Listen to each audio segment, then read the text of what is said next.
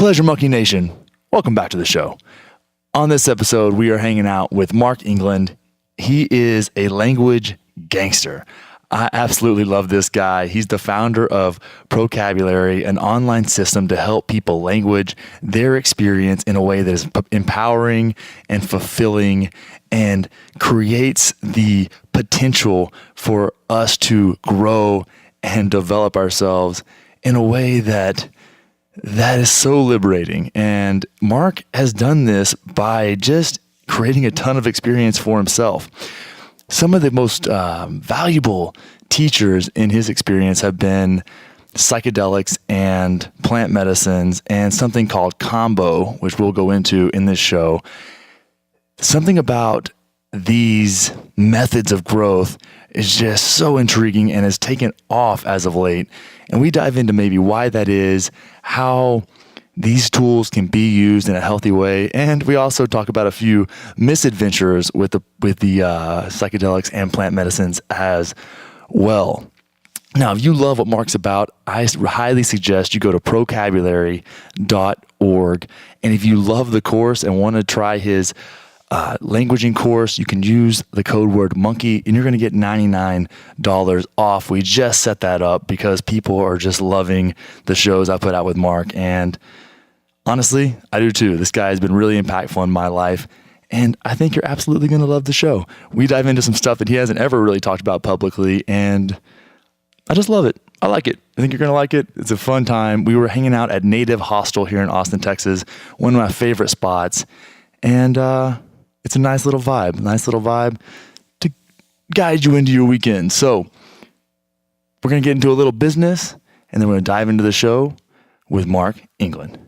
But before we jump into the show, you know we're going to give some love to our homies over at onnit.com, your home for all things optimization.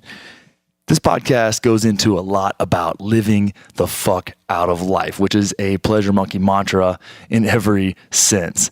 And one thing that is crucial in living the fuck out of life is having adequate body, biological, and cognitive function to really be able to do whatever the hell you want to do.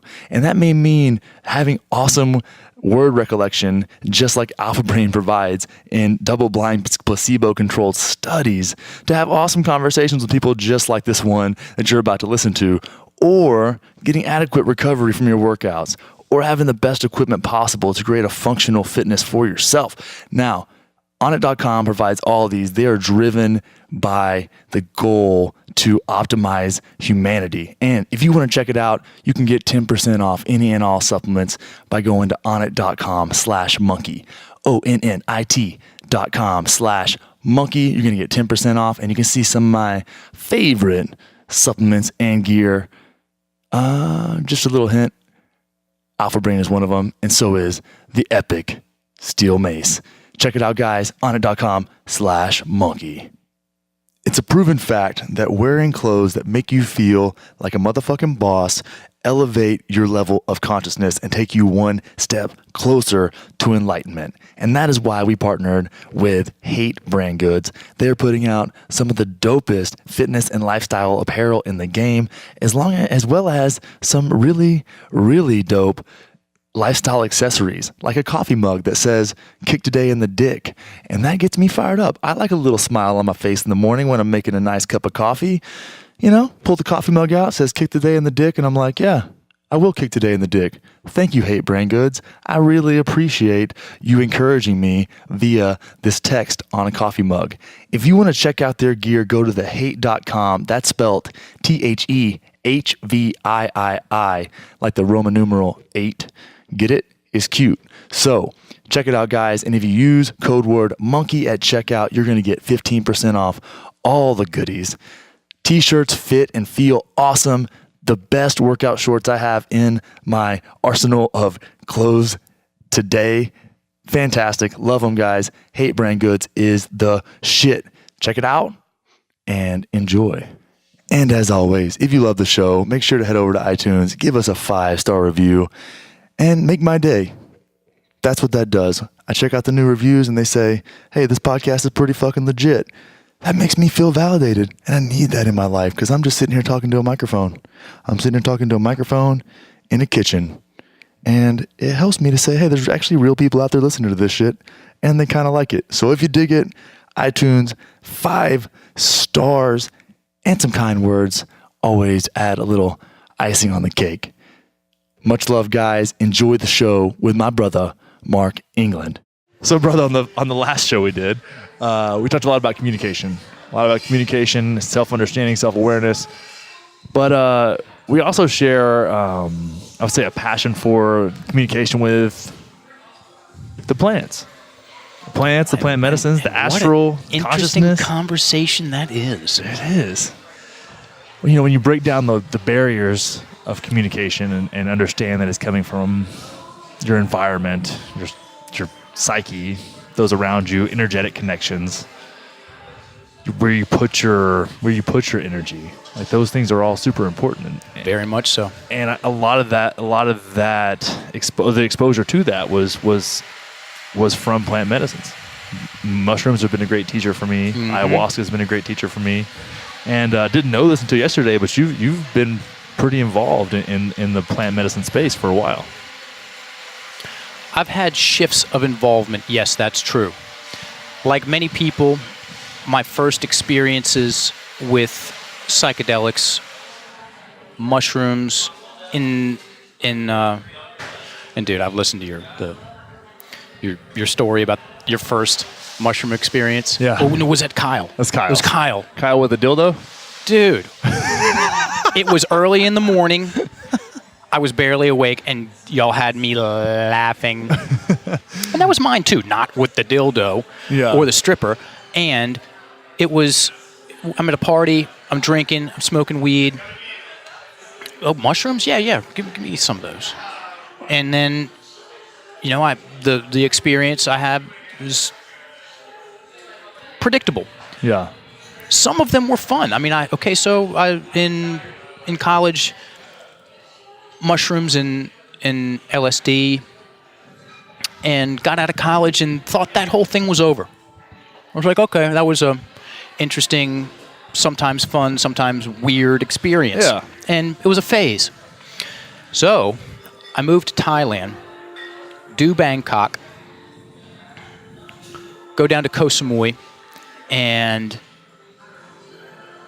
the hypnotherapist comes to me. And he said, dude, guess what's about to happen? And I'm like, what? And he goes, the rainy season. And I'm like, okay, cool. What does that mean? And he said, think about it. What do people do? What do a lot of the tourists do here on Koh Samui? They go ride elephants. I'm like, okay, cool, keep going. He said, guess what elephants do? Shit. A lot. Guess what they do with the elephant shit? They throw it out in the jungle. And then guess what happens? And I'm like, I put up my hand, and he goes, cubensis. Mushrooms. Yeah. The largest you've ever seen. And I'm like, okay, let's go picking.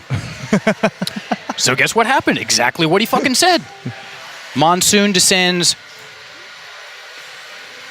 Month later, we go to the elephant trekking farms, go out into the jungle, and you had to sneak in, right? Yeah. Otherwise, it wouldn't be as fun. Oh, no. You got to have a good story. Of sneak there. You got to have that risk. And, dude, from every single time we went, I would go into the jungle, and there would be piles of elephant shit with tons of mushrooms growing on them. I mean, big fuckers, like the stems the size of my thumbs. Numerous occasions, I walked out of the jungle with, the bags you get at 7-Eleven? Yeah. 2 of those bags completely full of mushrooms, one on each handle of my motorcycle, driving back thinking, my God, if I get pulled over, Is that illegal in Thailand? I'm screwed, cubed.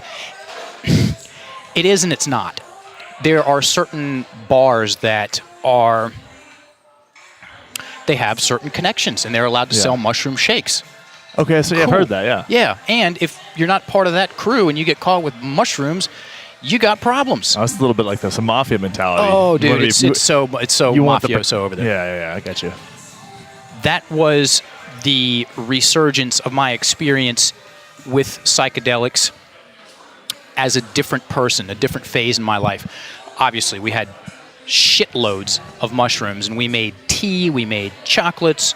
My girlfriend at the time, world-class cook, spaghetti sauce, you name it. And I had a series of mushroom trips, and they were different than the ones I had in college because I was different, and I approached it differently. I gave it much more credit for what it was, or what I thought it was, and what it could help me do, the ways I could participate in the journey. And the second to the last journey culminated, well, we went picking again, and I came around this bit of thick jungle, and there before me on the jungle floor was the largest mushroom I've ever seen to date. The stem was thicker than my thumb, and it went all the way up, and the cap was sealed. It hadn't broken yet, and it was about the size of a fucking racquetball. Wow. And I said, dude, what does that one do? I weighed it when I got home, 50 grams. 50 grams? 50. Wow. I made tea with all of it, ingested it, and I had a magical, spiritual, beautiful experience. An element of my voice changed because I was laughing in a unique way. I looked at some things in my life with my mom and my sister, and created peace around that. Gave my nod. I nodded to them for their perspective of me, and came out, and I was like, dude, that was awesome. Yeah. So what does Knucklehead Mark do when things are awesome? You double down. Yeah. So the next weekend, I took 100 grams. Oh, so it was 50. It's 50 wet. 50 wet grams. Okay, so this is a 5-gram trip. Yeah. Dried, which is stiff. Substantial, yeah. The next week, I'm like, okay, cool. If that was that good, let's double it up. I take 100 grams of wet mushrooms and make tea out of it, and got sent straight to hell. Ooh. And stayed there. I thought I'd just blown myself out. I remember coming out of it naked in a fetal position on my bed, not able to move.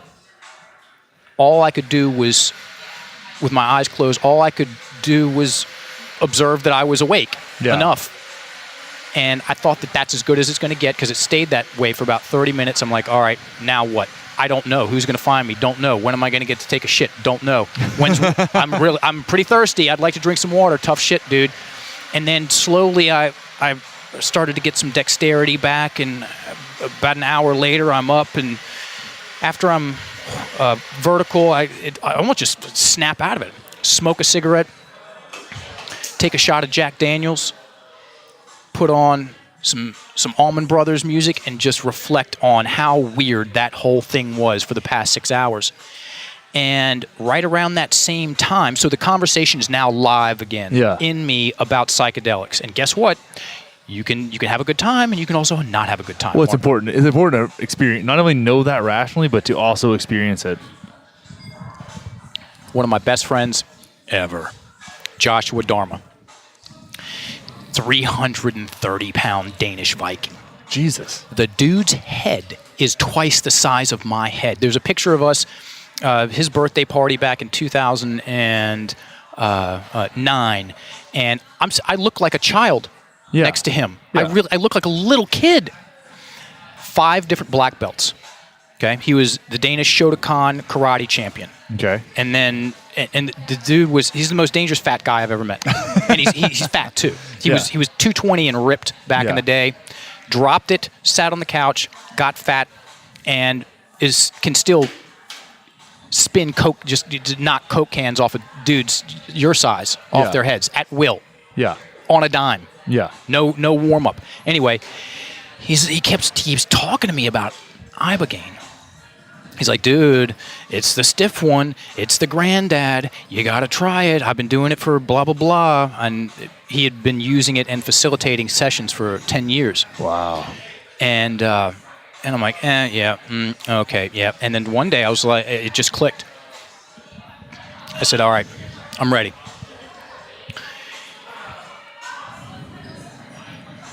To say that he does not have a bedside manner is an understatement. This is the first time I've talked about this publicly and just talked about it in general in a long time. So this is fun for me, man. Yeah. 2 grams of ibogaine, HCl, hydrochloride, is a very strong dose, dude. It's a very strong dose. That's what I take. Yeah. 2 grams in water, stir it around. He hands it to me. This is in the morning, empty stomach. And it tastes, bro. Why do psychedelics, why do entheogens, they have all that, it's like liquid lightning taste. It's that battery taste. You know what's funny about What that? is I've that? thought about that too, because there's this weird, every cup of ayahuasca tastes a little bit different, but kind of the same. Yeah. And I think there's something about it that it doesn't give you the option of mistaking it for anything else. Like, this is going to affect you, motherfucker. Dude. There is, like, you can drink it and you go, I just ingested something. Something's gonna happen. Of substantial note. Exactly. 2 grams, water, I drink it down, and as soon as it hits my stomach, my body gives me a very unique and strange shiver. And I'm like, I just drank electricity. I just drank liquid lightning. And he looks at me and he goes, way to prep for a journey of that magnitude. He goes, you're fucked. God damn it. You're so fucked. Go to bed. That's verbatim what he said. God, that's so awful. Hardcore. He's just a hardcore dude. Hilarious. I laugh with that guy as much as anyone. Yeah. I go lay down, and it's 30 minutes later, so you got your eye mask on, and you're laying down. Be still so you retain the medicine, because if you start moving around and scratching whatever, and you will potentiate vomiting, and you want your body to take in the medicine. So I was laying there, and all of a sudden, off in the distance, I hear this.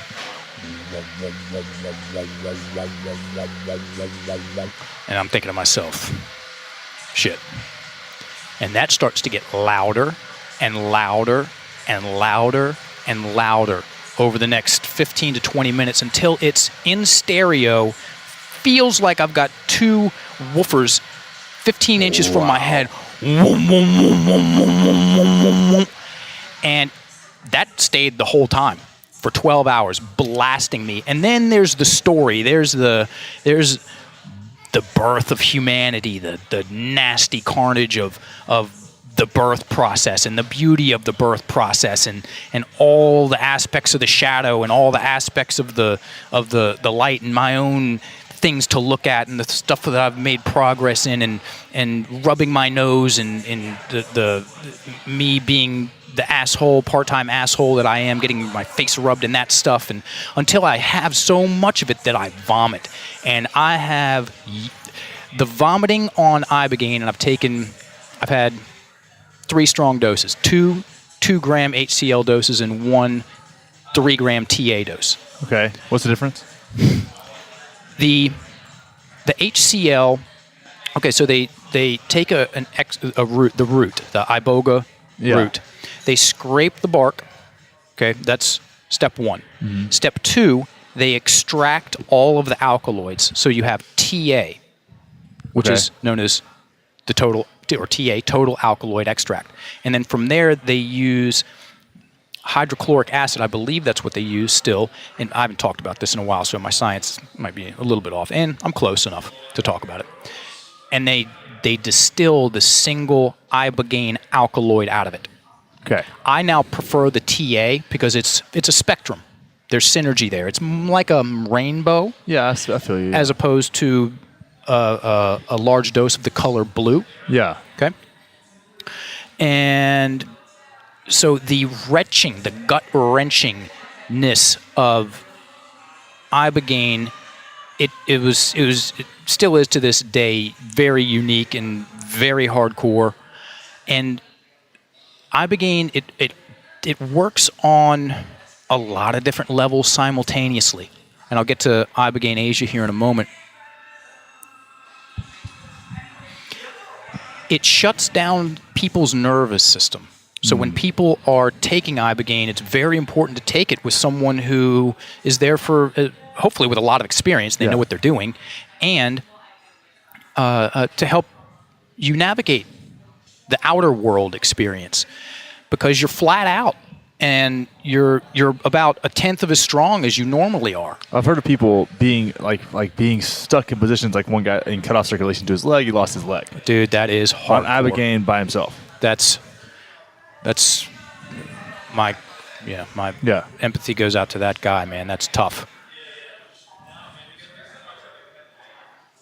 When someone starts to move in a deep Ibogaine or Iboga state, they're shaking a lot. So when if they want some water, there'll be someone with their head and give them water, or maybe they need help getting to the bathroom. So I go through the process, and it's like a rocket, dude. It's like and it peaks up, and then you got the loud, and then you're out, you're gone. I ejected out of my body. A lot of time spent. I was just strange and somewhat applicable. Yeah. Because that's what we are. We're strange, mysterious creatures. Very dynamic, cosmic, mysterious. And then 8 to 10 hours in, sometimes more, sometimes less, you start to come down, and it's a little bit of a come down, then it comes back up. Yeah. And you're like, oh, okay, cool, I'm done. And, oh, it's back again. And that's about the next 12 hours. Yeah. So I come out of that, and my experience of the it was an acoustical cleanse. Okay. So that noise, that vibration, it pushed some resistance. So talk about the instrument analogy again. Some of that accumulated residue of discordant noise out of my system. And the vomiting helped as well. Yeah. And then afterwards, I had a very special kind of silence for days. Therein lies some of the benefit of Ibogaine. 10 days later, I'm assisting this guy on a double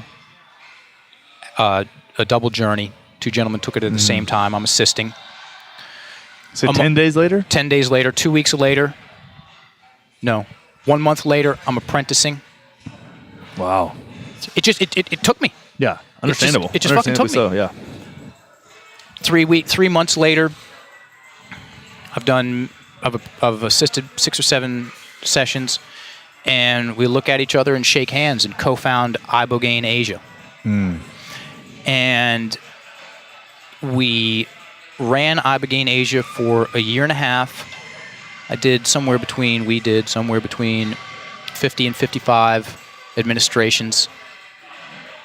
We were, at the time, the only people that we knew of that were doing it specifically for personal development, emotional and spiritual growth. And not addiction? And not addiction interrupted. Okay. I was the interface with all of our customers, and we had a lot of people contacting us. Hey, man, I really need to come off the coke, or I've been an alcoholic for such and such, or pills or whatever. And that is a messy, messy game. That's a very specific approach to the plant medicine, for sure. And from the beginning, we knew that we're not the guys for that. We're not medical doctors. Yeah. Okay, obviously. And so what do we want to do? Who do we want our customers to be? Classic marketing. Yeah, classic. Yeah. Well, then you're in alignment with yourself and your understanding. I mean, it's the same, not the same, but it's similar to like what I offer to people, right, in lifestyle design. I'm not a psychologist. I don't even like calling myself a life coach, but I know exactly what I am and what I can provide, and I communicate that, and that's in alignment with you, and fantastic. If not, that's cool too. Totally cool. Totally cool. But I don't bullshit. It's bullshit free, you know? And I think that whenever it comes to plant medicines too, this is when we talk about the word truth and medicine and cure can get really convoluted. Big time. Big time. Big time. Which is what I'm about to talk about next. Yeah. A year and a half in, everything's cool. Everything's cool for the first 50-ish sessions. Yeah. We got a rhythm. We have the whole thing. It's flowing. And then we take on this double session, 2 sisters codependent, super codependent. And they had done a small ceremony before, and we're like, okay, cool.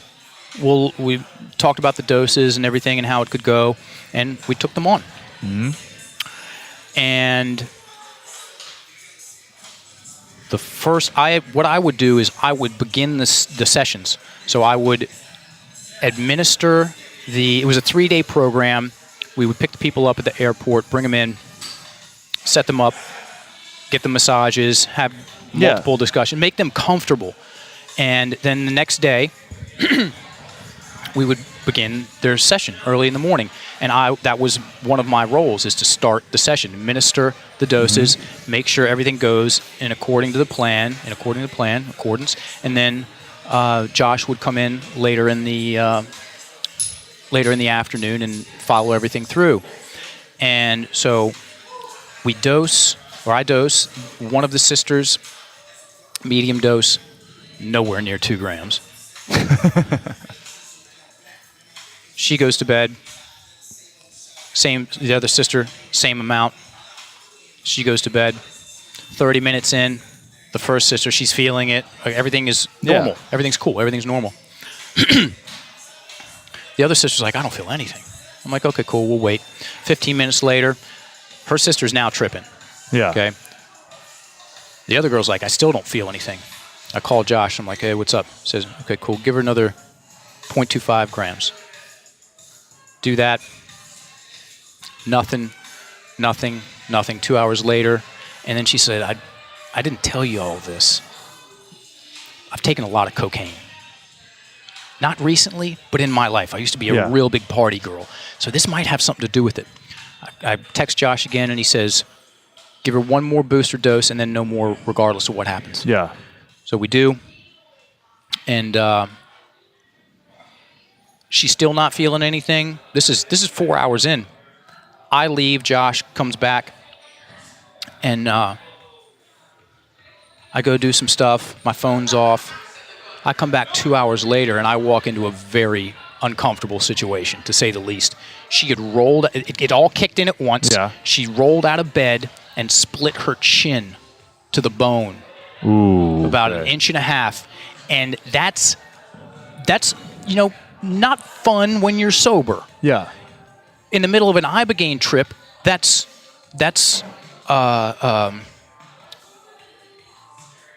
devastating is a strong word. She freaked out. Yeah. Cubed. Okay? Yeah.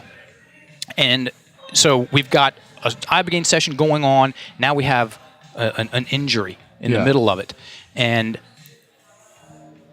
the chin bleeds a lot. The chin bleeds in your face lot, bleeds dude. a lot. Like when you bust your nose out. or you cut your cheek, like it's a lot of blood. If you ever busted your eyebrow, like you know about this in fighting and stuff like that, but even in sports, like your face bleeds so much.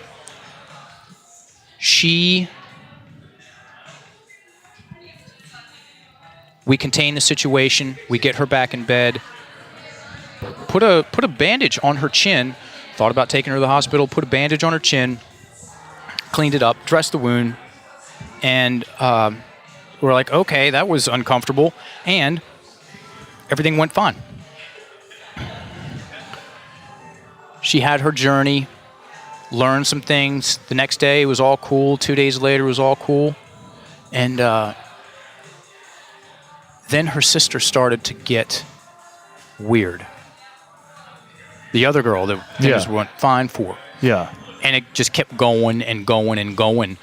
She cut up her credit cards, changed her name, went over to the other island, and we're like, dude, she's going to do something strange, potentially hurt herself. Wow. And now the whole world of Ibogaine has changed for me.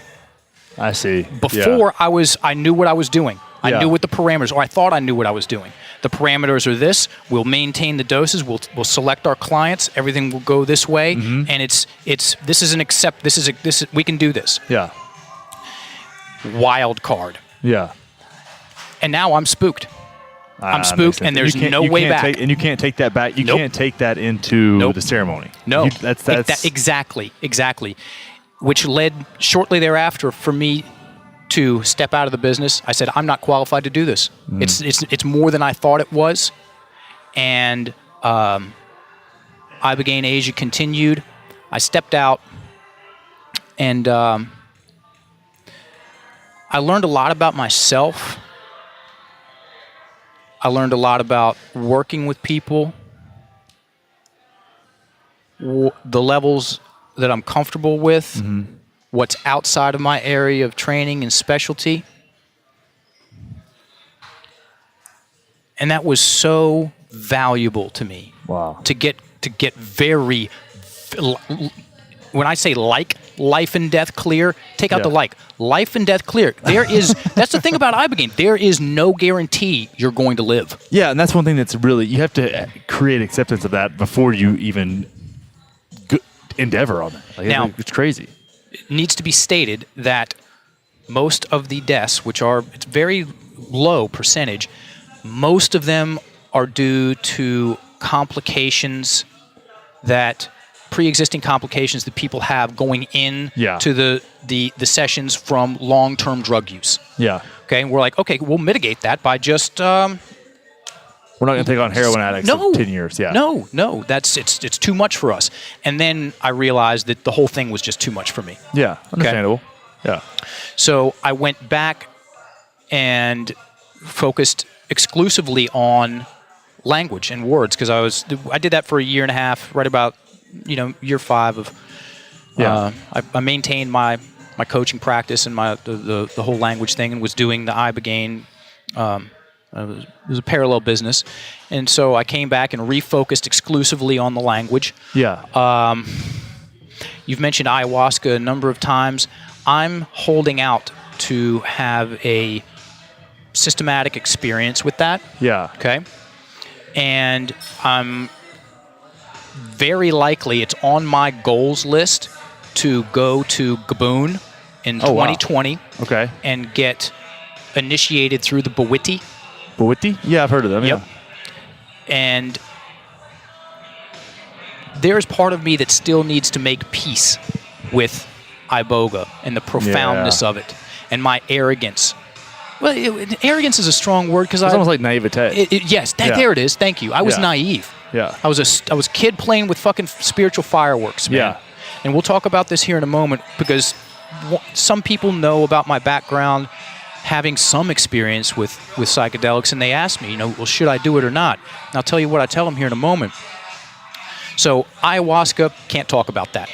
The other thing I can talk about is combo. Yeah. The frog medicine. Yeah. And here's the story of that. So I'm moved down to Vilcabamba,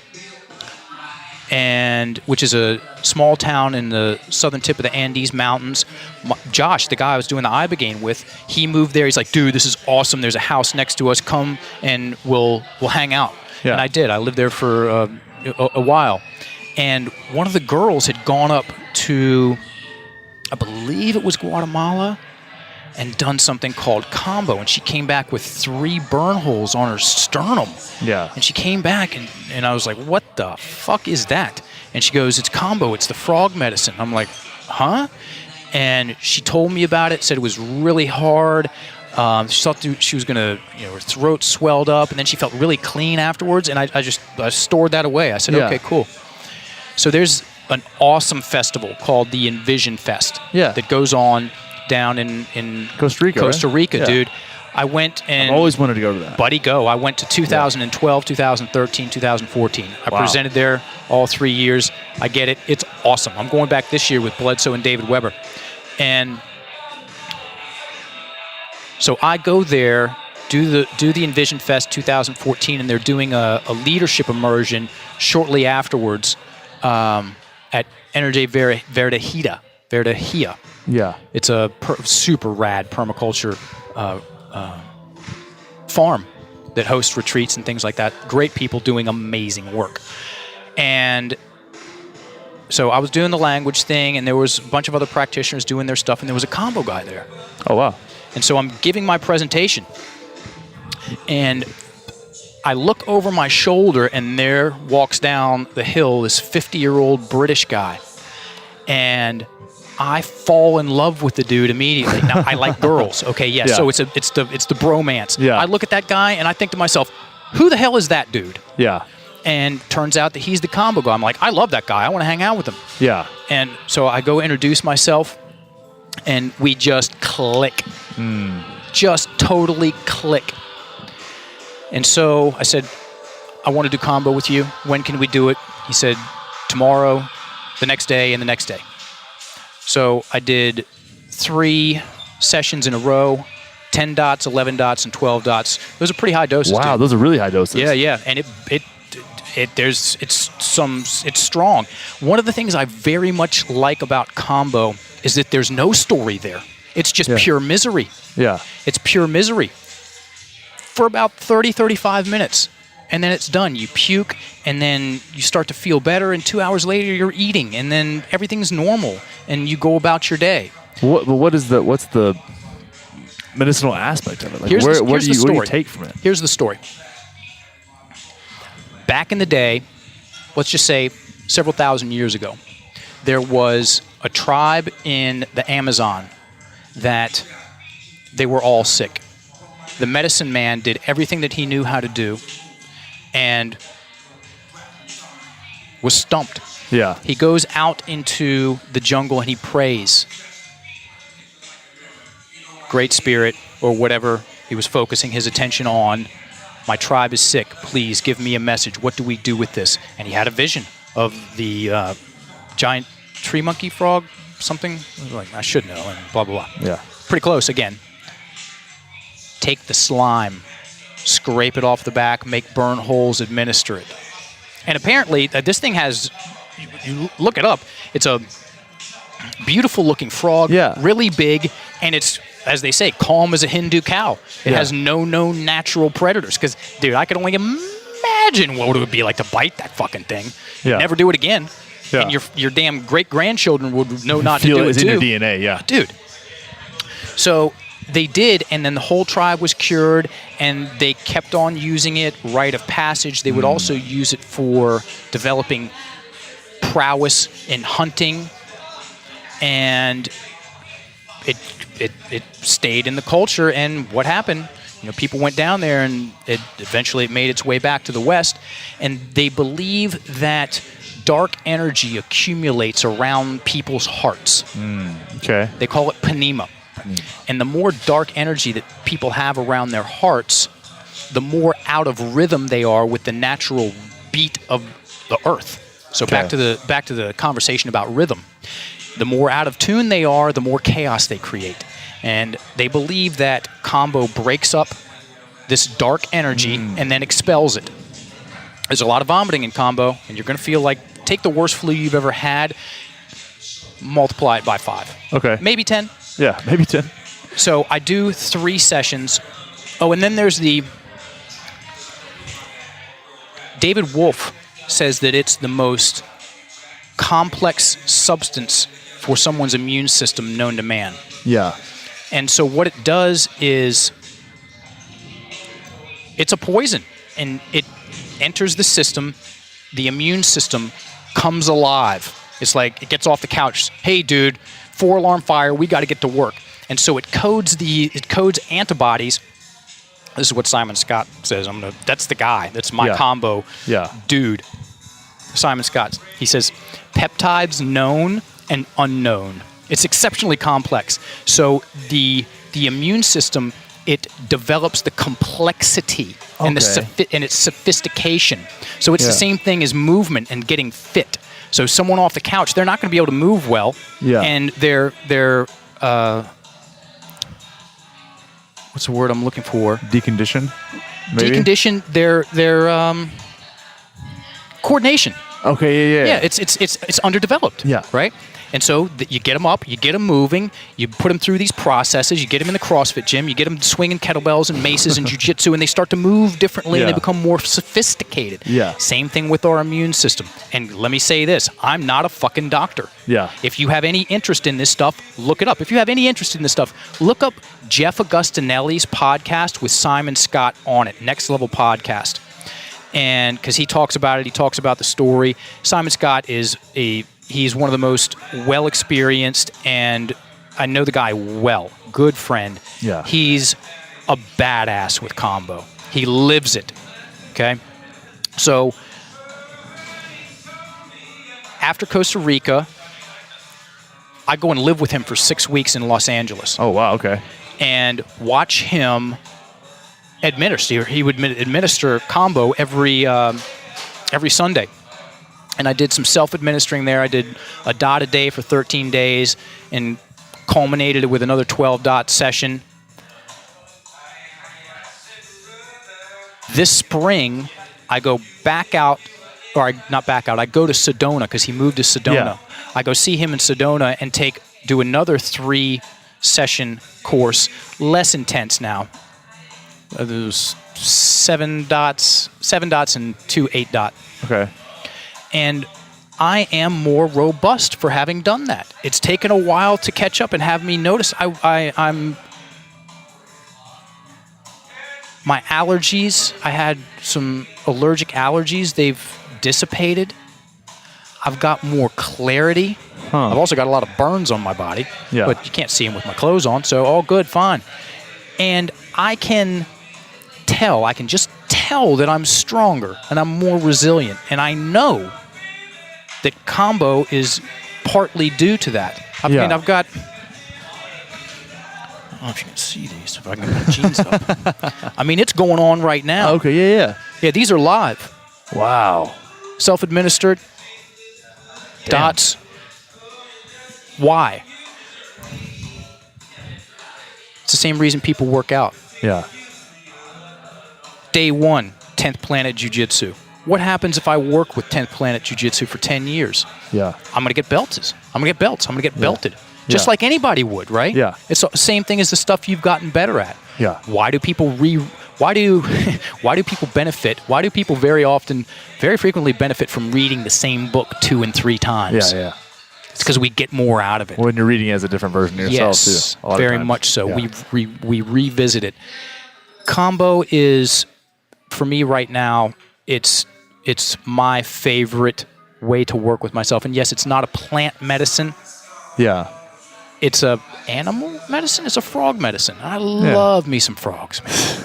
Which is a funny little thing. I used to get so excited. I get so excited I would cry when I was a kid when I would catch frogs. So Simon Scott, shout out to you, dude. Love you. Combo Cleanse. Combo with a K. Combo Cleanse. Jeff Augustinelli podcast with him. And so should I do psychedelics or should I? Hey, hold on. First and foremost, it's impossible for anyone to tell you. Yeah. Okay? It's a personal journey. It could go a lot of different ways. If you're feeling pulled to it, educate yourself. Yeah, educate 100%. yourself about what interests you. Talk to people that have done it. Talk to numerous people that have done it. With the practitioner that you're looking at using. Find the best person you can find. Yeah. Find the best Don't person fuck you around can with get. that. No. And talk to people, again, that have done it. Have you ever heard anyone say, man, I really wish I didn't get that third opinion? Yeah, right. No one ever says that shit, right?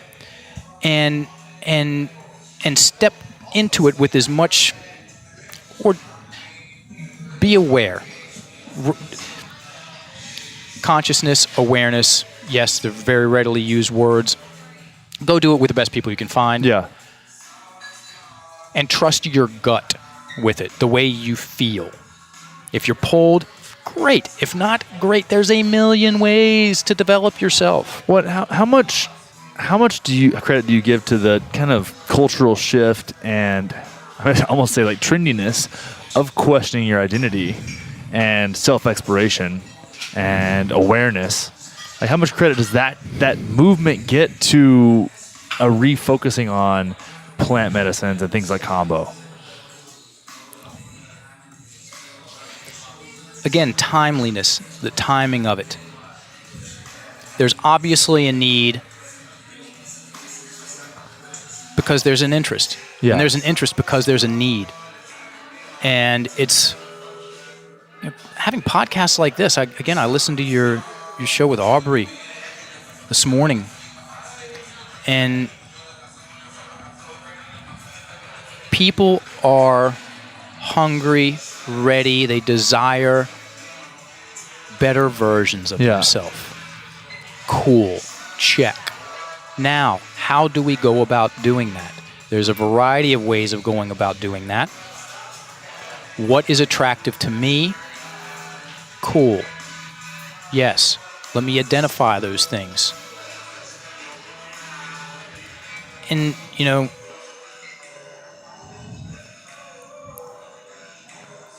personally, out of a personal need, desire, pick your word, I'm going to repeat myself.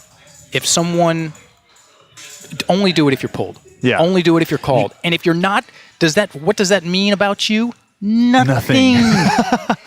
Not a damn thing. It's the funny thing about the whole experience is that you're going to create a little bit of self-awareness, and then you're going to be exposed to something like this. If it doesn't hit with you at all, now if it's different, it's a different thing if you're just have I would say like have a fear response to it that you might need to lean into and investigate that further, right? Like, are you scared of yourself or are you scared of the plant? Right? Natural. Great. Okay. Yeah. If there's a mixture of that and then desire, cool. Do your research. Again, talk to people that have done it. Potentially pull the trigger. It is your choice and your choice alone. Yeah. Don't do it because somebody else wants you to. No. Horrendous idea. The worst idea ever.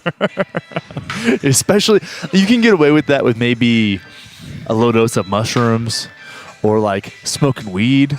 That can be okay. Someone get you drinking jungle teas, your shit's fucked up. You're going to end up in and then you're going to have a bad taste in your mouth about this whole experience because you went into it with the wrong reasons, not with a boga, right? That's it. No holds barred. It's a pretty terrifying experience. Now, when I sit across the table and someone tells me about it, I think that scares me in a healthy way, and I start feeling called to do it. But you have to have a relative amount of self-awareness to understand what that feeling feels like, and when that has worked out and when that hasn't worked out, and kind of run yourself through a little bit of experience gathering when it comes to these types of experiences. Yes. And that just takes time. It takes time and openness.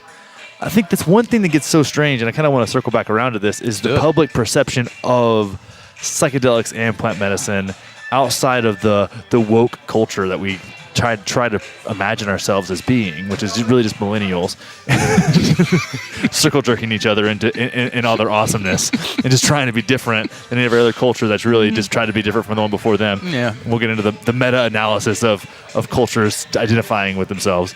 But I don't even know what the fuck I was talking about after that, dogging my own culture, but or my own generation. The culture outside of the woke culture. Yeah, like there's this perception of plant medicines and esoteric concepts and I would say like spiritual awakening, if you will, with this need and desire to make that the other. And maybe that's just a natural response to things we don't understand. There's definitely part of that. And there's definitely the weirdness of it all. There's the funny parts of it. I mean, oh, bro, help me out. Yeah. The redheaded guy. JP Sears. Thank you. Oh, JP Sears is a homie. Why is he so popular? Because he's funny as shit, and he's poking fun at something that is funny as shit. That he also uses and is a practitioner of. He understands spiritual practices well enough to create satire out of them. I'm actually in his premium as fuck, premium AF program. Yes, so his Facebook community. I love that Tell guy. him I said hello, man. That guy's Do you know him pretty well? No, I've met his girlfriend. Amber? Yeah, I met her at Longevity Now conference in 2013, David Wolf's. And I'm friends with her on Facebook. I watched her go down to Costa Rica, and we've got mutual friends. And yeah, she was very cool, and I look forward to meeting him as well. Yeah. Oh, he's the kind of people. It's funny, man. When you see internet celebrities or whatever you want to call them, sometimes they hold up and sometimes they don't. You know, and especially in the podcast world, people can put themselves out there in a way, and I wouldn't say it's inauthentic, but it's different from what you experience in real life. Yep. And JP fully embodies that. It's like they have these him and Amber both just have I've met him alone and been with them together, and they just have this like swelling, amazing soul about both of them, and it's amazing. But yeah, there's a reason that that's so popular. I mean, shit, that's what I try and do with this podcast. JP and I talk about how funny our paths to where we are now are, because he came from taking himself too seriously. Yeah, me and too. had to bring himself into like some lightness. I came from not being able to take myself serious enough, and out of fear of success, and then creating a little bit of serious, started to take things just as serious as I needed to be to actually create success, or whatever I defined as success in my path. It was funny, but we come to this middle ground of understanding and compassion for those who may see things different than us, and delivering things in a palatable way, and these esoteric concepts that generally get presented in such a Serious, self-righteous way. Yes, dude. And it's like, man, guess what? If you're meditating at a coffee shop and like by a window where people are walking by you, you're gonna look fucking weird. It could be cool for you. And if you're eye gazing in a park with a group of hippies, people might look at you funny, and there's nothing wrong with that person because you're doing some weird shit. It's awesome, but it's also like, embrace the fucking weirdness of it, because at the end of the day, you're kind of full of shit, and so am I. And that's great. Like, embrace the humor. It's there. It's there for you. Yes. The quote, one of my favorites: "If you laugh at the devil, he will run away." If you laugh at the devil, he will run away. That's going on a meme, by the way. Good. We're gonna draft that up. I'll get T-shirts printed. Watch this. I'm calling it. I'm gonna go out to LA at the end of the month, and they've got print shops on the boardwalk. Okay, there you go. And I will get T-shirts made. Okay. Happily get T-shirts made. Bring one back on it for me. Oh, I'll mail it to you. Yeah, let's do it. Yeah. You'll have it. You'll have it by November 10th. Yeah, man, but it's a funny thing. We're in this world of I don't know. I think if everybody approached the world like you and I might do that, or JP Sears might do that, it might all dissolve, because there may be a certain amount of I would say patterning that a lot of people find comfortable, that I find distasteful in my own life, but I understand. But at the end of the day, like, this is just patterned marginalizing of myself, and putting myself in the margins and looking back at the majority and being like, oh, well, what can I learn? It's not necessarily, when people envy that, it has its own shadow too. It's a funny game, and then you put yourself in that, take on that role of, well, now I'm a teacher of something, right? I'm sharing some kind of message. So now all of that makes my self-exploration, it maybe justifies it in a way, where I feel drawn to experience more because I get to share it. I don't know, but it makes my life make sense. And I think as human beings, we either can turn that switch on or turn it up. Yeah, you can turn it off. You know, you can say, okay, well, you know what? This is just who I am, like we talked about earlier. Or you can kind of turn that dial up and say, let me question everything, and probably annoy the fuck out of some people who don't want to hear that. But at the end of the day, it makes things so much more fucking interesting when you go, I drank ayahuasca one time and I had a lioness attached to my neck. And then ayahuasca told me that was my feminine essence. Yes. And then now I know, and think about it, I told people this. When I did a tobacco ceremony in Peru, and then I got to communicate with my spirit animal on San Pedro, and I told my jungle cat spirit animal with green eyes, the black jaguar, that whenever he needs to communicate with me, to push on my chest, so that way I know that whenever it's that response, I have a mantra to anchor to and a way of breathing to remedy that. People will think I'm fucking crazy. But whenever I do get challenged, and I remember I have to have pure focus and pure confidence, which is what I took away from that experience, and I take my time and I feel that welling in my chest, kind of like there's a fucking jaguar paw pushing on the inside of me. Whether or not that's just my imagination, or maybe I'm a fucking crazy person, but it works, and I can bring myself back, and I can anchor into that, and I smile a little bit because it is kind of fucking crazy, and then I just go on about my life. Everybody's story to someone who has a different story is nuts. Yeah, absolutely. And that's cool. I mean, yeah, teaching, being a leader, it comes with its own set of pros and cons. And, I said this for the first time about 6 months ago. first time I'd used these words about vocabulary in the language game, and I welled up, man. I did more than well up. I didn't boo-hoo. I streamed. It's happened I like that. 2 times. I'll tell you about the first one. I'll tell you about the second one. You're following the signs. Again, you getting pulled to plant medicines? Great, cool. You're not? Great. You're getting pulled to go. Just pay attention. Pay attention to what interests you. Exactly. Right? What lights you up? What gets you excited? And so a lot of things that we talked about before we turned on the recorder. Someone asked me, as they do from time to time, about vocabulary, and I said, it brings me joy. And that was it. That was enough. And I did this. I was like, I could not talk. My throat locked up, and tears streamed down my face. While I was in that experience, and upon reflection of it, it was the first time I had used those words. A good quote, Mark Twain: the difference between the right word and the almost right word is the difference between lightning and a lightning bug. Oh. Joy. Mark Twain's a fucking gangster. He's a gangster, dude. Joy. Me.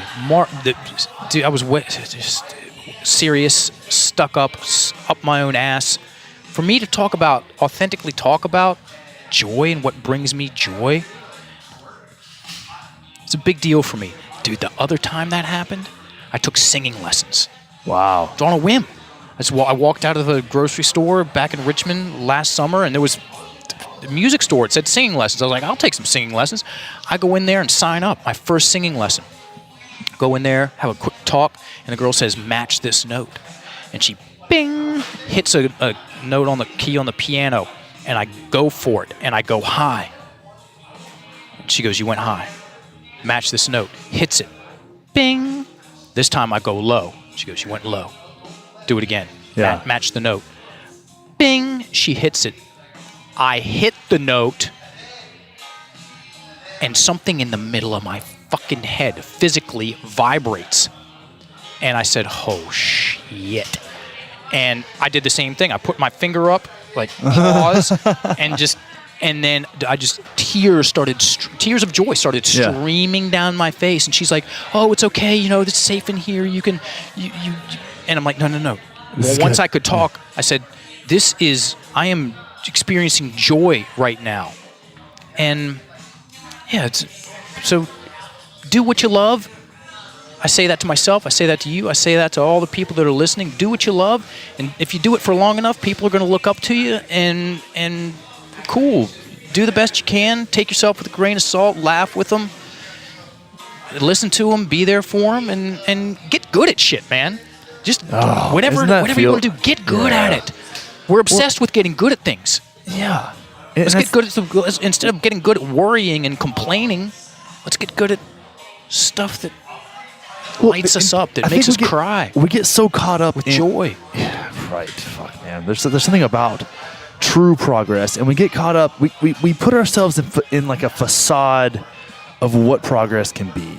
I feel like because there is this certain barrier of resistance that you're going to come up against, and there's so many things in our world today distracting us to go in different directions that you can say, "Oh, that got hard. I'm going to come back to this later. I'm going to go make some progress over here." And you end up just picking low-hanging fruit. You end up going in a circle, picking low-hanging fruit, and never actually getting anywhere. But it feels like you're making progress, and you're really just on a hamster wheel of bullshit. Just not even coming close to being somewhere where you could be and actually fulfilling your true potential. And we have that human desire to actually create an impact with more of those other living, breathing conundrums that we call humans that like cruise around the planet, and it's fun. It's fun. And even if those people, even if your tribe is just your family and your few kids, like there's a creative impact, there's an impact that can be created there. Just be really good at that. But it takes a reflection on your experience, on your past experience, an understanding of what really fires you the fuck up? What gets down to those deep layers of you that make you feel like a kid again? That make you don't have a choice but to be present. What do you do in your life where you don't have a choice but to be 100% there? And that thing that fires you up, find that, and then investigate it. Find the underpinnings of that, because there's something there. There's something there. Something more than what you've been told. Big time. And when you find those underpinnings, invest into other things that have the same fucking framework, because those are things that fulfill you. And then 1,000% you flow. You flow. What excites me, dude? I was at Mike Bledsoe's house in the spring. I walk around the corner, and there, in all of its glory, is a full set of On-It maces, and seriously, and a full set of On-It clubs. Yeah. And my body did this. I didn't think to do it. My body goes, oh! Yeah. And I took note, and I was like, okay, cool. That's all I had to hear. I'm going. Yeah, the clubs get me fired up. Not the clubs, the maces. Clubs, I'm like, cool. Mace, I'm like, there was a version of me once upon a time in history that fucks people up with this thing, because they get me fucking amped. Yes, big time. And I was going to say something. It wasn't that important. Dude, focus. Two of the things that repeatedly hold my focus: martial arts. I can nerd out on MMA and kickboxing and jiu-jitsu for hours on end. Yeah. And then words and stories and language. I nerd on that hours on end. For the TED Talk, I walked on stage, Mark England, language geek. That's how I was introed. And I sent that to him as a joke. They're like, we don't want to introduce you as co-founder of Vocabulary. Yeah. How else can we do it? And I was going back with my friend, Leah. I wrote back, introduce me as a language geek. And I didn't hear anything from her. And then I see the posters. Yeah. Mark England, language geek. I said, oh, she was serious. Or she thought I was serious. Fine by me. Yeah. Let's have some fun. Well, that's what I wanted to talk about. This is what I wanted to say. Let's do it now. You're fucking amped. Today's Friday. Monday, I gave a presentation to about 20 leaders in the Richmond community. And I offered them, I said, so talking about fun, having fun, and exploring. I said, work this word into your language and watch what happens. Adventure. Work the word adventure into your language. Work the word adventurous into your language and watch what happens. Being adventurous is a fucking skill, and it's one that I've gotten better at. Yeah. Dude, I remember it's learned. I remember when I got my passport. I remember when I took my first trip over to France to see my girlfriend, and I have traveled. And now someone says, hey, dude, we're going to go to Madagascar, Sri Lanka, and then we'll end up in Dharamsala to go see the Karmapa and the Dalai Lama. I'll be like, cool. If it works for my schedule, I mean, I don't even fucking flinch anymore when it comes to. I'm not going to go to this war zone or anything like that. And I will more or less go anywhere in my mind first and foremost, and that's where the whole thing starts. Yeah. Okay. Very clearly. Okay, where did I come from? I'm a Richmond, Virginia guy, born and raised. And guess what we did in Richmond, Virginia? You took 2 weeks of vacation. That was it. You got 2. Great. Yeah. Okay. Didn't even fucking think about it. I go over to Thailand, and I remember the first conversation I had with someone who was traveling for 3 months. And I said, oh my God, you could travel for 3 months? The next day, we were at a hostel. Met someone who was traveling for 9 months. Wow. And I said, holy shit, you can travel for 9 months, 9 months of vacation? And then later on that night, I met a dude who had been traveling for 5 years, and he was a little bit weird. Yeah, of course. And anyway, it was worth me. It broke the boundaries of what adventure was for you. Dude, he had that weirdo 1,000-yard stare. And 5 fucking years. That's interesting. So, I will take sabbaticals in vocabulary from time to time. We get maybe 2023, around there. Pencil it in a few years out. I'm off the radar for 6 months. Yeah. Run the ship. Don't send me a fucking email, nothing, because I'm very likely not going to even speak. Yeah. I love language, I love story, and I also love silence. Well, you have to. I mean, that's the spectrum. Yeah, right. And that's why I said it before. That's one of the reasons I really like combo. There's very little to any story. Some people, yes, have memories show up and emotional releases and things like that, and most of the time it's physical and energetic purging. Yeah. For me, it's exclusively that. Yeah. I'll speak definitively about my exclusive experience of combo that way, and I like that shit. Yeah. Just get in, let's get my hands dirty, then let's get them clean, Yeah. and now let me get back to Mark. Well, that's kind of how I feel about mushrooms in my experiences with mushrooms. Okay. It's like a little bit of a clusterfuck in my head. Mm-hmm. Let's do this. This is your time. Sort it out. Come out of here fucking dialed in, like in alignment with yourself. Because you I feel like there's certain things that'll turn the inner critic off for a little while and let you see yourself. Okay, I can see myself. All right, here's this thing. I need to put this over here. This can get filed away. Have you dealt with that enough? Have you investigated this enough? Do you need to more? Okay, let's do it now. Okay, put that away. And now you can move on a little bit lighter.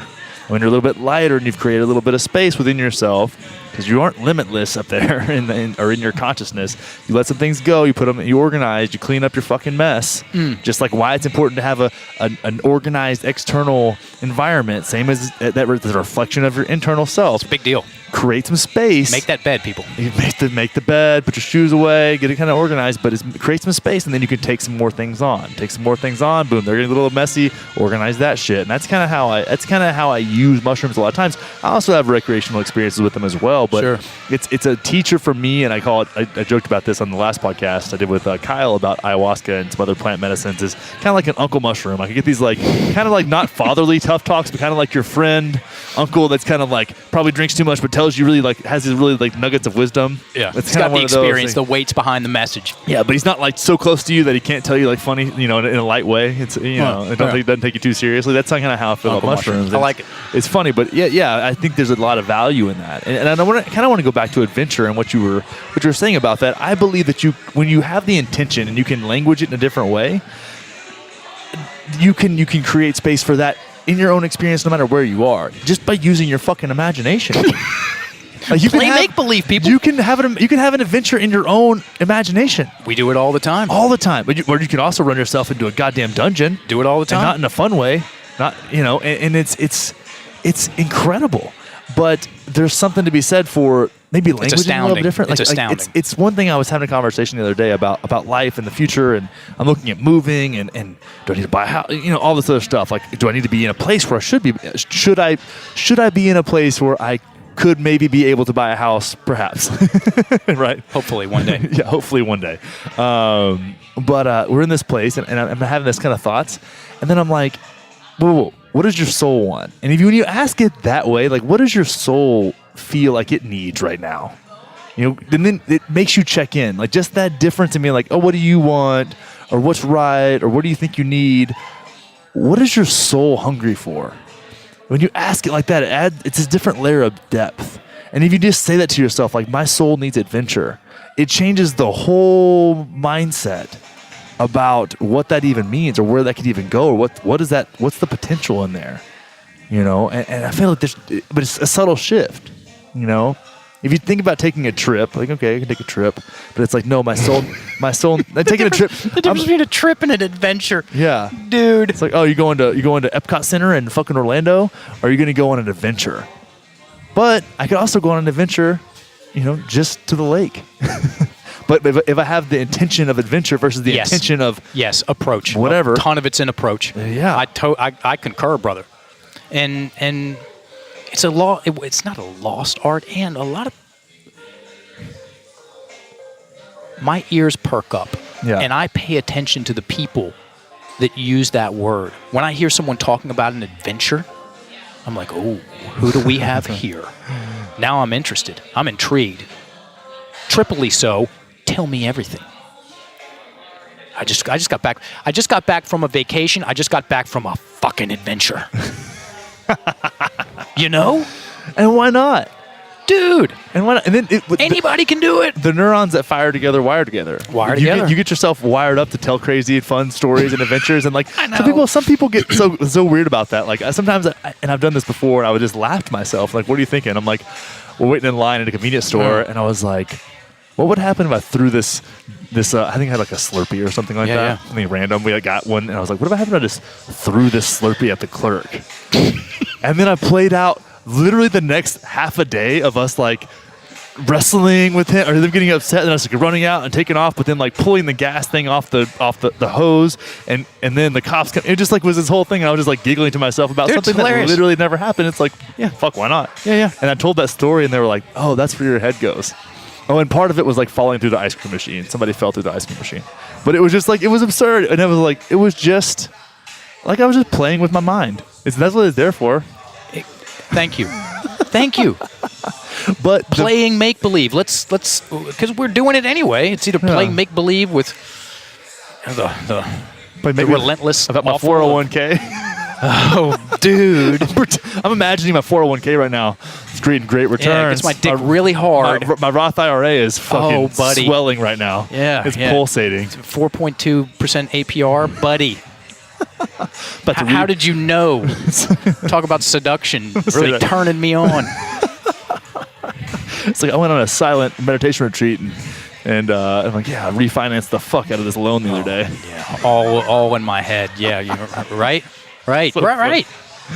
Oh, we're a funny animal, man. But there's room for exploration. There's room for adventure, regardless of where you are at. And it's shit. It's. I hope we don't lose it. Very likely, we will maintain it. Yeah. For a couple of reasons. One, you think about it first and foremost. You know what adventure feels like. You know what the opposite of that feels like. You're hanging around with some pretty adventurous motherfuckers. Yeah, true. I mean, look at the people who we were talking to this morning. Yeah. That's Adventure Central. Yeah. Oh yeah, it is. Everybody's down. I approve of this message. Oh, shit, man. Well, I think we've podcasted for about 3 hours. So we're Joe Rogan level. Every time I podcast for a long time like this, I think Joe Rogan does this for every show. It's 3 hours. He's a beast. He does, and he has this set up, and we're sitting here in a really cool place. Very. Hope the music didn't pollute the audio too much, but I kind of like the vibe. It's good music, man. It is good music. At least we're not playing shit. Got some good stuff. And actually, we'll probably bail out of here and then come back in a few hours and when we change from coffee to tequila. I've got durability tomorrow. I'll be sticking to the water. The water and tofu. Well, not tofu. But, No, whatever. Well, dude, I really appreciate all the time today. Connor, my really pleasure. Appreciate you. Really. This is not going to be the last time you're on the show. I'm putting that out there. This has been so awesome, and I'm looking forward to diving into your course. Check it out. It's procabulary.org. Yes. Yep. And then if you haven't seen the TED Talk, check that out. What's the title of the TED Talk? Identity versus process. Go to YouTube, Mark England, TEDx. There you go. It's a timely message. And there have been rumblings of the Experience and Expression TED Talk. Let's put that out to the universe as well. Working on that, dialing that in. That'll be a fun. Man, I'm really grateful for the opportunity to work with you on some of that stuff. It's going to happen. Yeah. And we got the steps. Yeah. You'll do awesome. I'm excited about it, man. Because you're passionate. It all comes back to adventure, joy, fun, passion. Pick your word. It's the energy. It's the energy. Hang around with people that build you up. Here's on an ending note. I got very clear with myself about what being a good friend means to me. When I'm being a really good friend is when I want to see my homeboys and homegirls succeed regardless of what happens to me. Yeah. Hang around with people that fit that bill. Have fun. Connect some dots about words from time to time. And come to On It and take some training, man. These guys are rad. And get some of their smoothies. I mean, good God. They're artists. They're artists behind the counter. And take a 10th Planet Jiu-Jitsu class. That shit was so much fun, man. They're good in there. And Bang Muay Thai is good. Bang Muay Thai. And the group classes are everything. fucking awesome. World class. It's awesome. World man. class. You get a chance to get in there. And fuck, man, this has been real. All right, let's do it. Thank you, brother. Pleasure. Peace. Peace. I hope you loved today's show, everybody. If you really enjoy diving into conversations like this and want to get involved and engaged with a community that also shares that same desire to just dive deep, ask questions, and continually learn and grow, head over to Facebook and search Pleasure Monkey Life and join the Pleasure Monkey Facebook community. All you have to do is request access and jump in, introduce yourself, and you're going to be surrounded by a bunch of other badass motherfuckers that are just trying to live the fuck out of life. I hope you have an amazing day. Grateful to be a part of it, and we'll see you next time. Peace.